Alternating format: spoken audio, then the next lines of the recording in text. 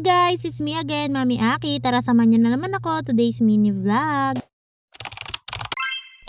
Maaga ako nagising ngayong araw dahil assessment day nga pala ng ating Kuya Wine. Pang Friday siya mga mi, talagang pinakang last. Kaya maaga ako nagising parang asikasuhin yung bata mga mi. Syempre kasama pa din natin dito ang ating Madam Botchog. May duty din kasi ang Daddy Jano ngayong araw. May pasok naman si Becky Lats kaya talagang kailangan ko mga mi mag-multitasking mami na naman. Habang nasa kalagitnaan kami ng paglalakad, heto nga sinumpong nga ang ating Kuya Wine na talaga naman nagwala yung bata. Muntikan kasi siya madapa mga mi kaya ayan medyo natakot nga siya. Tapos medyo at mabuti na nga lang mabilis ko nga din siyang napatahan mga mi at heto dire-diretso na nga din kami sa paglalakad. Medyo maganda nga din ang panahon ngayon, hindi maulan, hindi din masyadong maaraw mga mi kaya tamang-tama lang itong paglalakad namin. Bali alas 8 na nga pala ito ng umaga, medyo late na nga din ang ating Kuya Wine dito. At pagkababa nga namin, iniwan ko nga muna si Minmin mga mare dito sa aking lola. Tapos heto nga kinuha ko na nga yung aking motor para nga maihatid ko na nga din sa school ang ating Kuya Wine. Madalas ganito na yung routine namin kapag nga may pasok ang ating Kuya Wine. Pero kapag nga maulan, hindi na ako nakakababa kasi nga mahirap at dalawa nga yung aking daladalang bata. Fast forward na nga, nandito na nga din pala kami sa school ng ating Kuya Wine. Dito nga muna ako sa labas magtinambay para nga kahit papaano makinig nga din ang ating Kuya Wine din sa mga ginagawa. Ang assessment nga pala na tinatawag mga mi, isa-isa nga pala silang tinuturuan ng kanilang teacher. At heto, ganda-gandahan naman nga ang maring aking. Pagtingin ko nga mga mare dito sa may Gedli, ayan, medyo maulap kaya hindi masyadong halata na mainit. Pero sa totoo, napakainit na nga din yan mga mi. Tapos pagtingin ko dito sa may gilid, may nag-aayos na nga din ng palayan mga mi. Siguro ay magtatanim na nga ulit sila ng palay. Diba napakaaga, tapos mamaya katirikan ng araw ay meron pa nga din magagawa dyan. Maya pumasok nga din ako sa room neto ni Wine kasi hindi nga siya nakikinig mga mare. Kaya ayan pumasok na nga din ako. Tapos ngayon nga nagka-problema nga din mga mare kasi wala talaga sa mood ang ating Kuya Wine makinig sa kanyang teacher. Kaya naman ang nangyari nga mga mare, kahit nga dumating dito ang Daddy Jano ay hindi nga din nakagawa ang ating Kuya Wine. Kaya ayun sabi nga ni teacher ay iuwi ko na nga lang yung kailangan niyang gawin mga mare. Nakikinig naman siya sa akin paminsan-minsan pero kapag nga wala talaga siya sa mood gumawa mga mi ay hindi nga talaga gagawa yung bata na sabi yan. Ko nga dumating ang Daddy Jano kaya sa labas na nga lang din kami kumain ng tanghalian. At pagkatapos namin kumain dumiretso na nga din kami dito kay Nanay Lelen mga mi at heto na nga ang ating Madam Botchog. Etong si Madam kapag nga talaga nakita na ako mga mare tapos hawak siya ng ibang tao ay talaga mag-aiyak na yan. Anyways mga mi, fast forward na nga din, hindi ko pala sa inyo nabanggit na birthday nga pala ng mama ko tsaka ng ate ko. Yes, same birthday sila. Kaya naman pupunta nga kami mga mare. Bali nagka-shout nga lang pala ako ng